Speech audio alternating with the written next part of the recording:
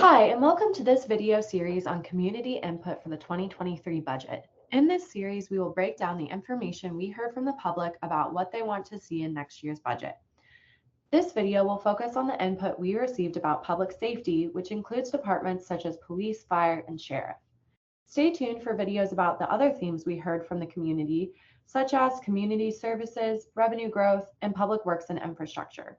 Let's get started.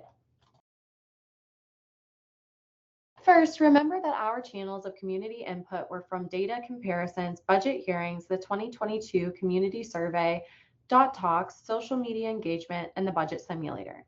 This graphic shows the number of participants and respondents we got from each channel of input. Notably, the community survey has far and above the most participation out of any channel, and participants in this survey make up the only representative sample out of any of the channels. Representative means that the sample is comparable to our community as a whole on major demographic areas such as age, sex, race, education, and income. Now that we've discussed how community input was collected, let's dive into what we heard about public safety. We will first discuss the main themes, and then we will dive into more detail about the issues of community appearance and maintenance, community prevention, law enforcement, fire and EMS, and the workforce. This slide highlights the major themes we heard about public safety from each channel.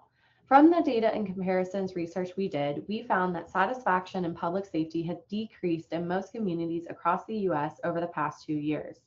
We also found that the UG invests substantially more than other communities on fire and EMS and police services per capita. We also found that while the UG matches up to other communities in terms of the staffing levels for other governmental areas, our staffing levels for public safety are higher. From the budget hearings, we did not hear much about the issue of public safety beyond the need to clean up public parks. From the 2022 community survey, we saw that the top priorities were community appearance and maintenance, police visibility, animal control, and community policing. We also saw that the highest level of satisfaction for any governmental service was for fire and EMS services. From the Dot Talks, we heard that the UG should transition to even more community policing and community services.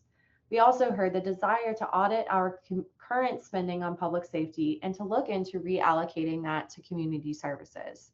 We also heard that housing, economic opportunity, and mental health were identified among the top 3 greatest challenges of the COVID pandemic. Finally, from the budget simulator, we saw that the highest levels of reductions were made in public safety departments. We also saw many comments suggesting that we reallocate public safety spending to other uses. Now that we have reviewed the major things, let's dive into the data from the community survey. This table comes from our community survey, and it compares how public safety services were ranked on importance and satisfaction. The services closest to the top of the table represent areas that are lower in satisfaction and higher in importance. Or in other words, areas we need to focus on improving because they matter to the community and are currently not meeting community standards. The service area ranked top on this list was community appearance and maintenance, where 48% of respondents ranked the issue as most important, but only 24% said they were satisfied with it. The highest public safety priority is our community appearance and maintenance, and the community suggested multiple ways to find the budget to address this issue, such as finding efficiencies in existing budgets, collecting fines for code violations, and increasing volunteer opportunities to fund programs. Now we can move to the more qualitative data that we collected from the Dot Talks and the budget simulator. Notes that people made about public safety at the Dot Talks and through our budget simulator. First, someone shared that the UG spends a significant and inordinate portion of our budget on public safety. Need to look for efficiencies in the public safety departments. Can we reduce size of fire apparatus or consolidate public safety departments and streamline services? Someone also echoed the popular desire to invest in community services rather than traditional policing. They said, I would like to see a decrease in police spending where other services could be more effective: mental health, food supplements, robust community centers for youth. Someone also shared that we need to hold public safety to demonstrating the benefits of funding. We also heard the need to rebuild trust, have a rescue service for stray animals, and homeless services. Now we will jump into more of the budget simulator data.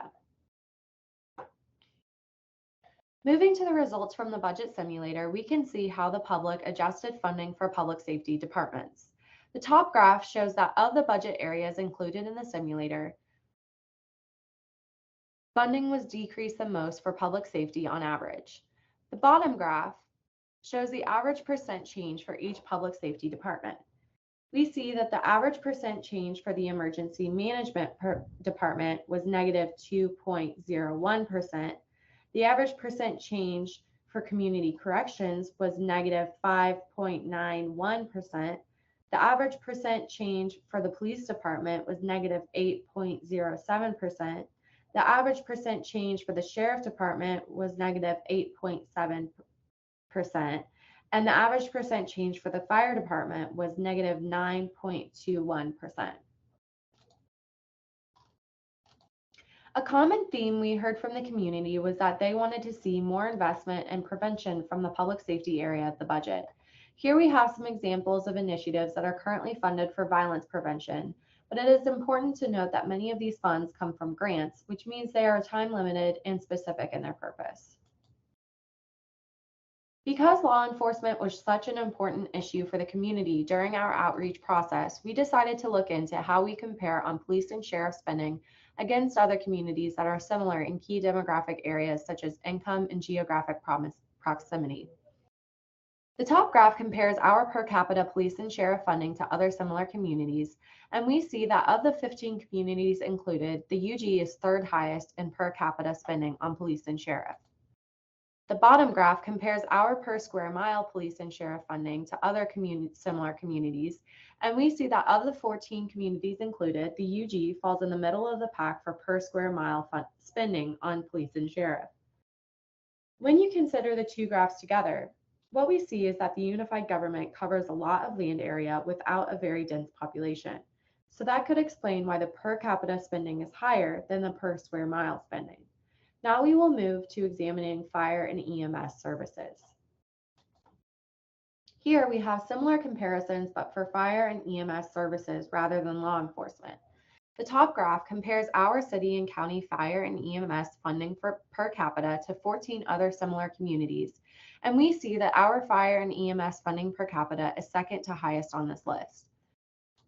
The bottom graph compares our city and county fire and EMS funding per square mile to the other 14 similar communities, and we see that our funding per square mile is also pretty high, falling fourth highest on the list. Some takeaways from these graphs include that the unified government dedicates nearly 2 times the funding per capita than the other communities analyzed on fire and EMS. We also see again the challenge of addressing and funding a geographic service across a community with low population density. It is also notable that fire and EMS services received high satisfaction rankings on the community survey. Now we can compare our public safety workforce to other communities that participated in the Mid-America Regional Council's benchmarking initiative. This graph compares the number of full-time equivalent employees per 1,000 population for fire, law enforcement, and other departments to the nearby communities of Casey Mo, Liberty, Lee's Summit, Olathe, Roland Park, Prairie Village, Shawnee, and Lansing. What we see is that the KCK public safety personnel counts overall are above average, and the KCK counts for all other departments are comparable to other communities. Regionally, we have among the highest FTE counts for law enforcement and fire EMS. Finally, we can wrap up this video with a top insight that we heard from the community about public safety, and that is to explore the public safety budget to identify funding for various community services, programs, and infrastructure. The community also had the ideas to invest in prevention, hire a UG diversity officer, and track and report on measures of success in public safety. Thank you for watching today, and stay tuned for more videos explaining the insights we heard from this year's community outreach budget process.